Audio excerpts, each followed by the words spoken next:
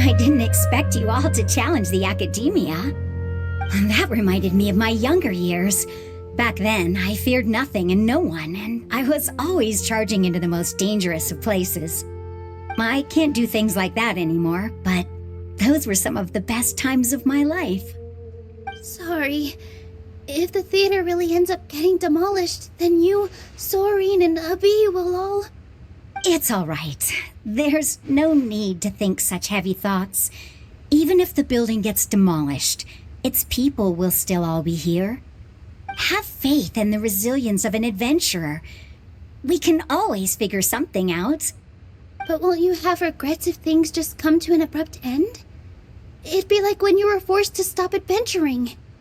Ah, so that's what you were worrying about. Relax. I've had a lot of experience with regret. Things are painful at first, but as they say, time heals all wounds. Look at us now. Soren and Abby are happy. And Soren has also just passed his theater exam. He can start acting soon. He was thrilled because he can soon perform on the same stage as you. We wouldn't be here if it weren't for our past struggles. And would Soren have become a happier person? That's hard to say. Are you trying to make us feel better? Yes, but I truly do mean what I say. Being here at the theater has taught me an important lesson. The most important thing about an experience is how you choose to interpret it. I can choose to believe that my life ended with my husband's death.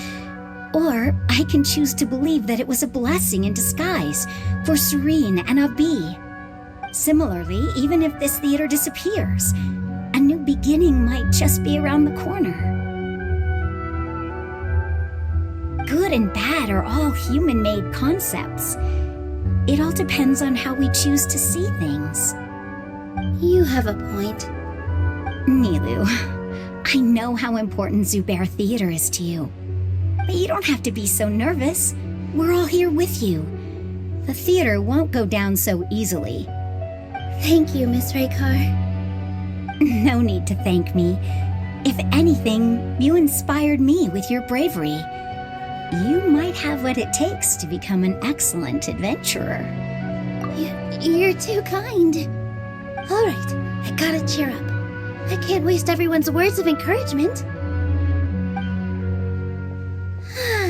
I feel a lot better. Good. My children and I will be cheering you on at the debate.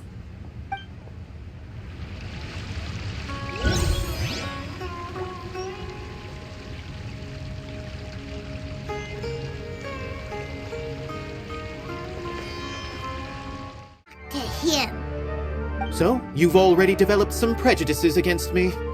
And to think, I was just about to put forward a suggestion. Oh, Paimon will listen to that.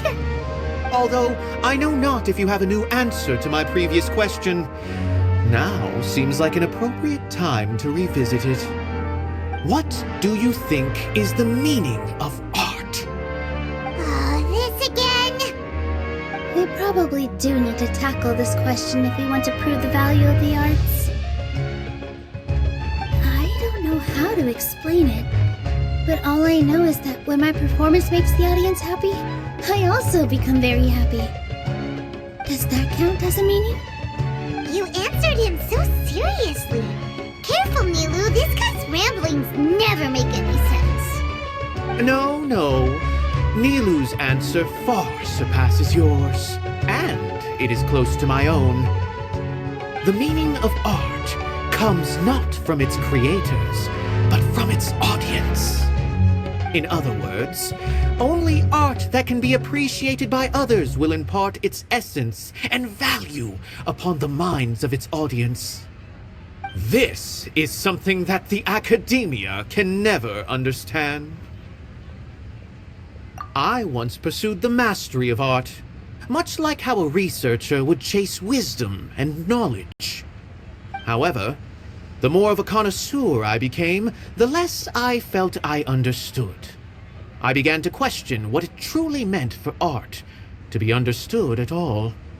I found that I could comprehend even the most complex and sophisticated of works, and yet somehow that provided me with little solace.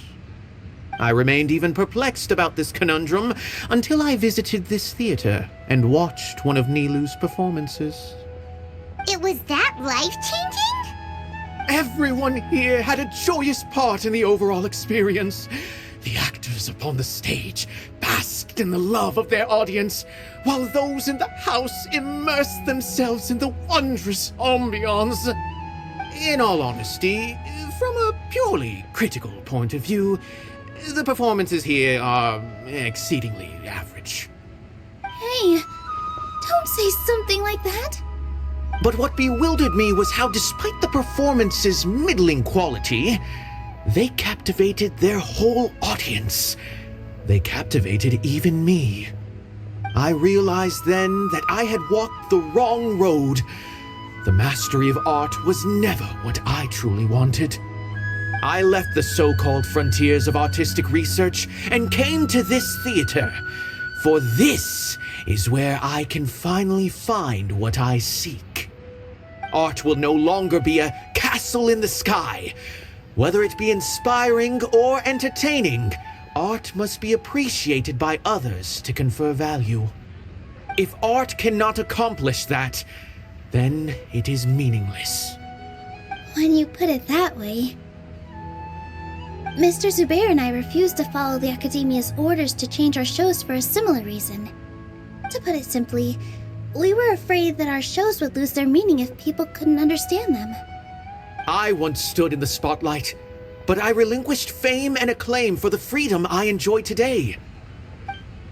I care not for where my feet may take me next, but Nilou, you need to remember one thing.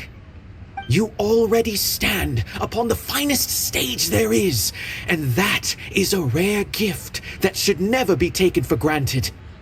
You cannot give it up, not even to the Academia. I understand. Thank you for your words of encouragement, Mr. Kasani. Dust the cobwebs away from the eyes of those scholars. You really seem to care a lot about the theater. Once you get to know him, you'll realize that he's actually a big softie at heart. He'll even help out with furniture repair and painting the stage.